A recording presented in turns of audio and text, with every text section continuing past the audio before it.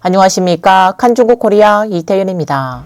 최근 베테랑 언론인 허량마오는 칸중국에 호주에 거주하는 법학자 위안 홍빙이 류이안과 홍 2세대들이 시진핑에 대한 탄원서에 공동으로 서명했다는 소식을 전한 후 작가 우쭈라이도 인터넷에 중공중앙정치국 상임위원회 위원이자 중앙서기처 서기 차이치가 대만 언론 자유시보에서 류이안과 다른 홍 2세대들이 시진핑을 전복시키려 한다는 긴급한 소식을 접한 뒤 차이치는 즉시 시진핑에게 보고했고, 시진핑은 늦은 밤을 고려하지 않고 차이치에게 곧바로 류이안을 만나라고 지시했다고 폭로했습니다.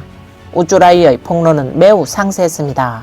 그는 10년 전 시진핑 집권 전후 류이안이 시진핑을 만나려면 차를 몰고 신화문으로 들어가서 시진핑과 두려움 없이 형제처럼 서로 이야기를 했었다고 말했습니다. 그러나 이번에는 중앙판공청에서 류이안에게 중난하이의 서문을 통해 들어오라고 알려줬다고 합니다. 류이안은 그곳은 남원이 아닌 중난하이의 중앙 어느 접견실에서 만난다는 것을 알고 왕치산의 말대로 자신과 시진핑의 관계는 이제 국왕과 신하의 관계다라는 말을 기억하며 한숨을 쉬었다고 합니다. 차이치와 류이안 두 사람은 중앙위원회 뜰 안의 한 거실에서 보온 찻잔을 마주하고 직원들은 모두 나가게 했습니다. 차이치는 곧바로 신문 사본을 류이안에게 건네며 이 보도에 대해 알고 있나? 라고 물었습니다. 류이안은 질문을 피하지 않고 오늘 처음 알았고 친구가 전해주었다고 답했습니다. 차이치는 이 보도의 핵심은 세 가지다. 첫째, 중앙정부가 덩 샤오핑의 개혁개방 노선을 완전히 포기하고 배신했으며 전면적으로 문화대혁명으로 후퇴했다. 둘째, 시진핑 주석이 민주주의와 중앙집권 체제를 파괴하고 개인 독재를 실천했으며 중국은 국제사회의 공공의 적이 되었다. 셋째, 시진핑이 물러나기를 원한다라고 말하며 핵심을 지적했습니다. 자료 뒷면에는 덩푸팡, 후더핑, 천위안, 마샤오리, 러듀안텐 등등 많은 사람의 서명이 첨부되어 있었습니다. 류이안은 신문을 살펴본 후 차이치를 바라보며 차이, 좋은 약은 입에 쓰다는 속담이 있듯이 적군이 우리의 스승이다 라고 말했습니다. 차이치는 류이안의 시선을 피하며 관련 상황을 명확하게 알기 위해 오늘 당신을 이 자리에 초대했다. 나는 총서기에게 보고해야 한다 라고 말했습니다. 류이안은 이 보도가 어떻게 쓰였는지 모른다. 나 자신의 정치적 입장과 견해는 한 번도 변한 적이 없다. 시진핑과 내가 형제였을 때 나는 분명히 태도를 표명했다. 첫째, 나는 그의 후계를 지지했고 이것이 형제이다. 둘째, 중앙정부가 신민주주의 노선으로 복귀할 것을 제안했다 라고 말했습니다. 마오쩌둥은 신민주주의가 아니라 사회주의를 직접적으로 추구했는데 우리 아버지들이 반대하자 문화대혁명을 일으켜 나라에 큰 재앙을 가져왔다.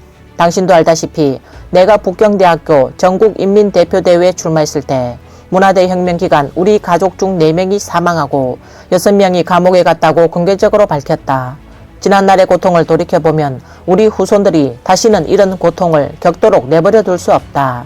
나는 일어서서 국민을 대변할 것이다. 재앙이 되풀이되지 않도록 봉건 파시즘을 낳은 토양을 척결해야 한다.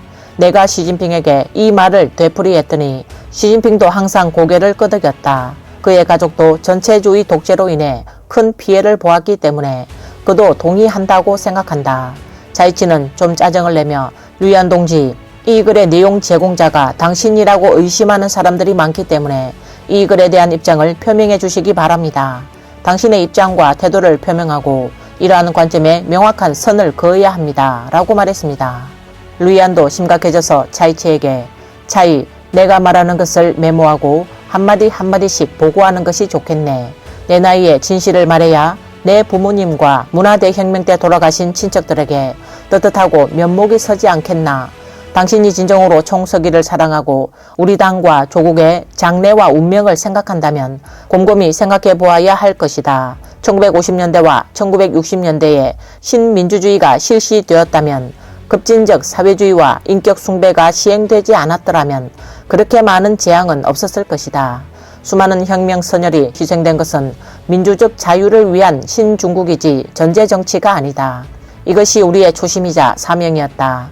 개인에 대한 충성은 개인과 국가 그리고 국민에게 해를 끼칠 뿐이다 라고 말했습니다. 허량마오는 우쭈라이로부터 전해진 차이치와 류이안의 심야 대화는 사실인지 확인할 수 없지만 구체적으로 류이안의 태도를 언급하면서 청원서에 공동 서명했다는 것을 부인하지 않았고 시진핑이 국가에 가한 상황에 대해 조바심도 부인하지 않았다고 지적했습니다. 허량마오는 시진핑과 홍 2세대 사이에 여전히 치열한 싸움이 벌어지고 있다고 믿는다. 이번에 시진핑은 홍 2세대에게 자백을 강요했지만 이는 처리하기 쉽지 않다. 이것은 개인이 아니라 시진핑에 대한 집단적 반란인데 시진핑은 그들을 화나게 할 수 없다. 이들은 수가 너무 많아 한 명씩 친청 감옥으로 보내는 것도 불가능하기 때문에 소통하는 수밖에 없다. 소통이 되지 않으면 시진핑은 1인 독재 체제를 이어갈 것이고 그의 손에 있는 정권도 큰 위기에 직면하게 될 것인데 2024년을 넘길 수 있을지 의문이라고 말했습니다.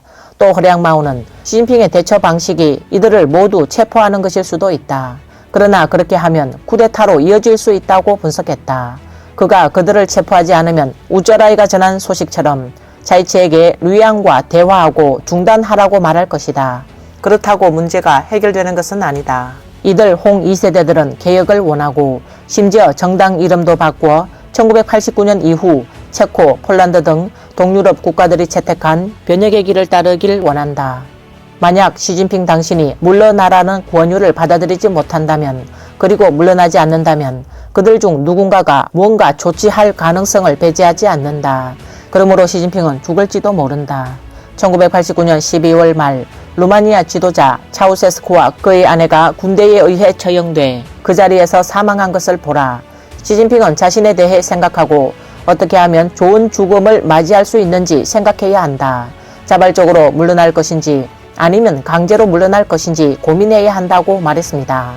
마지막으로 허량마오는 이제 전 세계가 시진핑이 절벽을 향해 질주하는 것을 지켜보고 있으며 중공은 시진핑의 손에 의해 멸망할 운명이라고 말했습니다. 이번 영상은 여기까지입니다. 시청해주셔서 감사합니다.